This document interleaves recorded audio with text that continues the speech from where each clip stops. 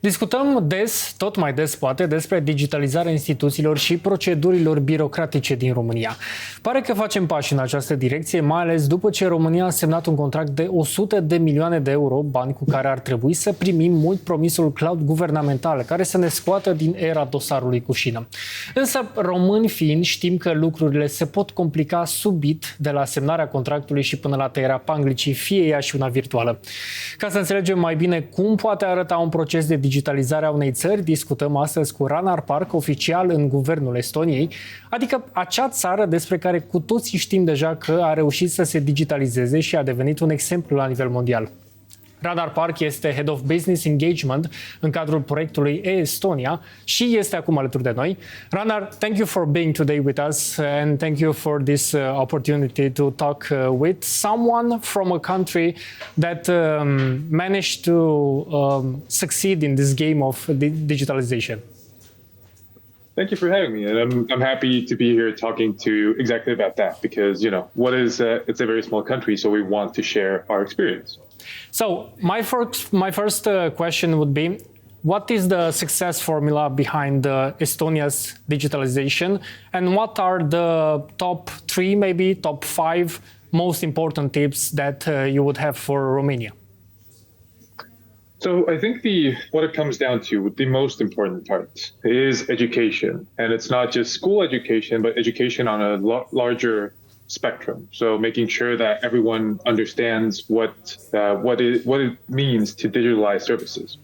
And as a follow-up, you have to have these services be very secure and have to be transparent to create trust in people. Because we see that services, in order for them to be used, they have to be user-friendly, but they also have to be trustworthy and secure.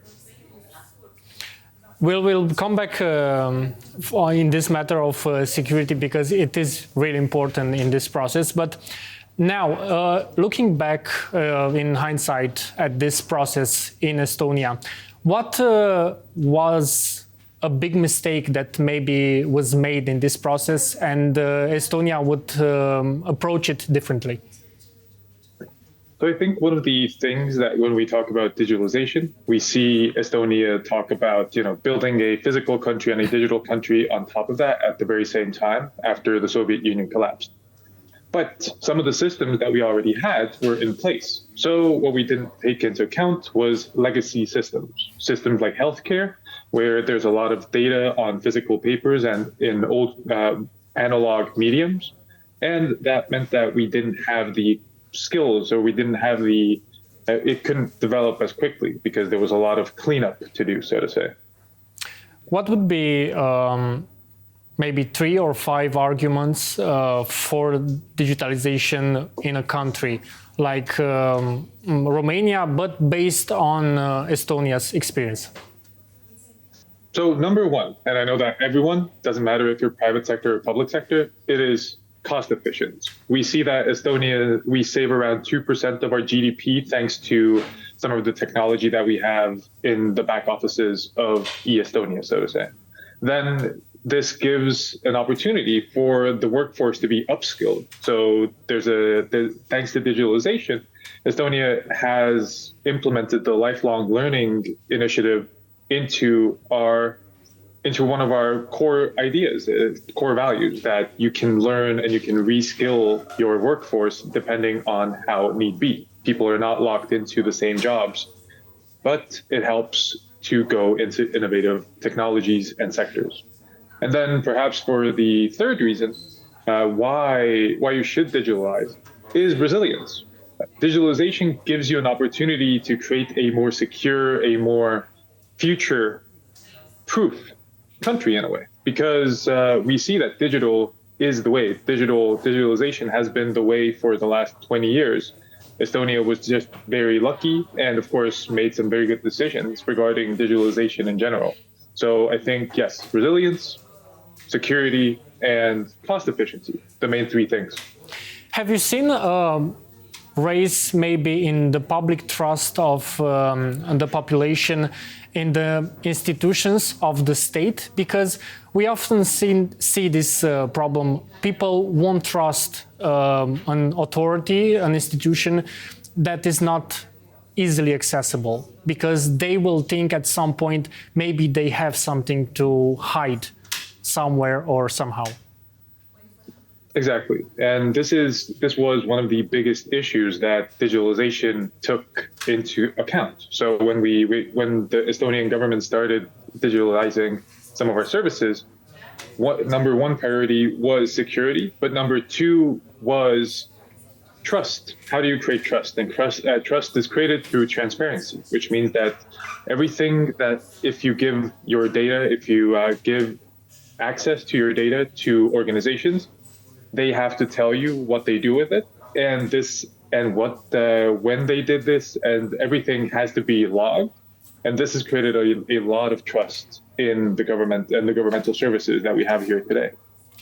You know, maybe that Estonia is actually a worldwide used example of this process because of the way it worked in your country.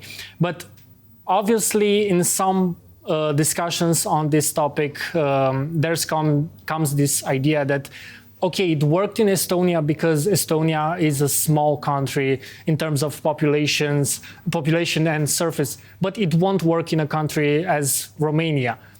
How do you counter, or maybe do you agree with this idea? I mean, certainly there is some truth to it, but we cannot hide that larger countries cannot hide behind the reasoning of we are bigger, it's harder to do, because Estonia is a country of 1.3 million. And we see that the digital identity program has been widely adopted.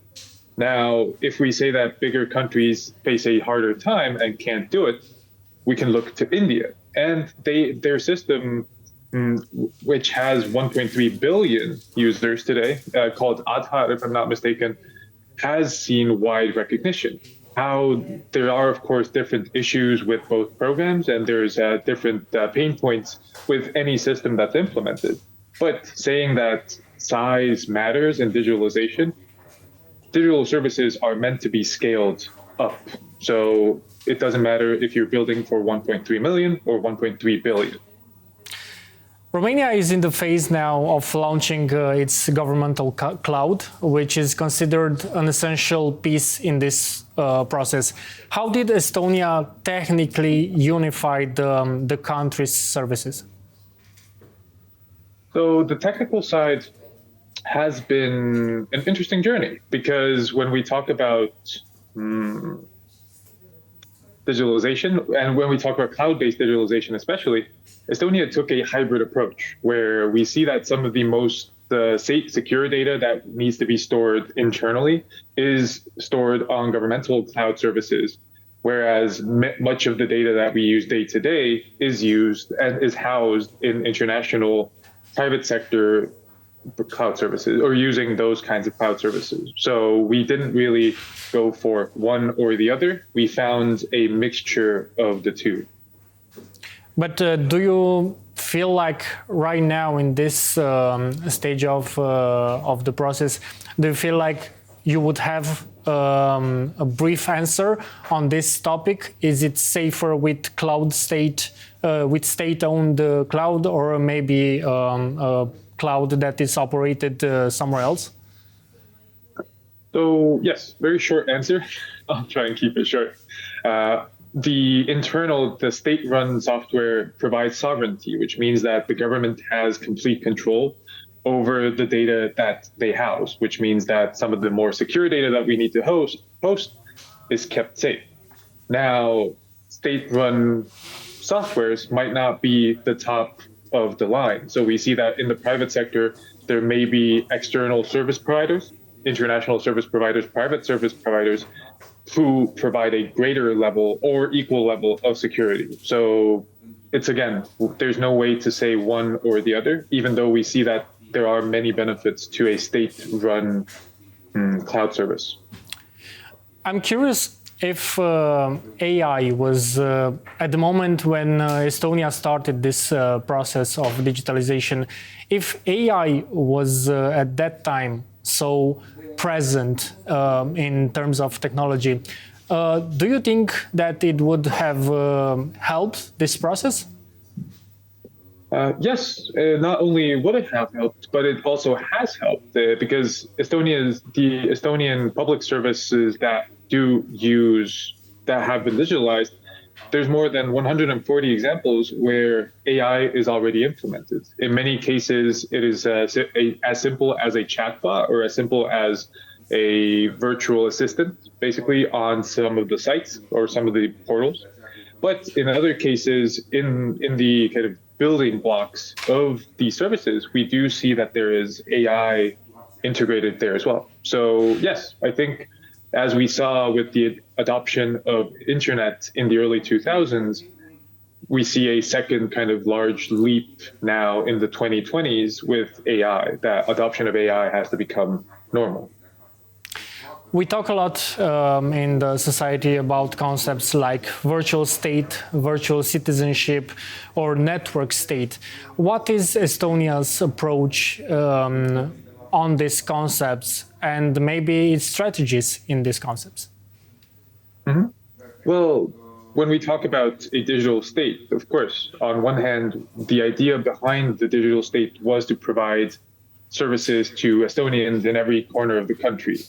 But as time has gone on, and as we have seen that people, Estonians as well, have kind of spread out all over the world. So today we see that even though many of these digital services are created for specific on-site substitutions, like, for example, iVoting is a very good example of this, where if an Estonian lives in a South American country where their closest embassy is thousands of kilometers away, this gives them the access to the democratic processes that they otherwise might have to either spend inordinate amounts of money on, or where they wouldn't even know where to go to because their closest embassies and consulates are so far away.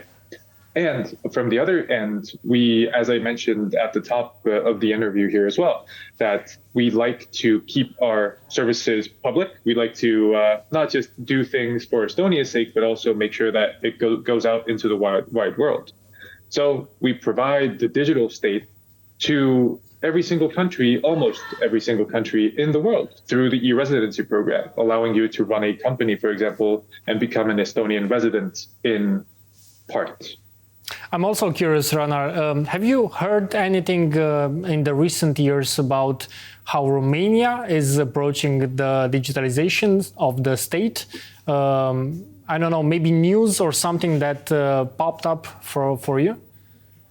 Yes, we have kept an eye on, because we keep an eye on all of our friends and even more distant neighbors in a way. And it's interesting to see that there are many commonalities when we look at Estonia's digitalization journey and yours. So we see that the most important part, I feel like, is the user centricity of it. That your systems are also looking at people first and the processes second, meaning that you're designing digital processes where they actually matter, whether it's taxes, whether it's social welfare, and that's very good to see. My colleagues are curious in the background. If we know that Estonia is number one in Europe in digitalization, which countries are number 2 or number 3? Because maybe we can look up to those two also. I mean, looking at numbers 2 and 3, in the top, we always find who we drew inspiration from. So when we became independent, we looked to the Nordics. So we see that always very high have been Norway and Sweden and Denmark, as well as Luxembourg, for example, as well. And we see that the Central European countries, the smaller Central European countries, are also at the forefront of digital transformation. As well as if we look a little bit farther out to sea, we see that there's many very strong examples of state digitalization coming from Iceland, for example, as well.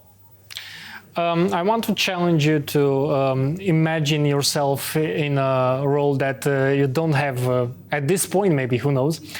If you would be the local chief authority in a small county from Romania, and you would want, maybe, let's say, in Bihor, for example. So you want, from this position, to digitalize the county and the main city and all the small villages in that area. what would be the first three things that you would do? So the first three things, I mean, of course, you start with talking to the locals, but I think the more important part of what to do is looking at people's basic needs. So most likely education. So digitalizing some parts of that, making education as accessible and as easy to get as possible.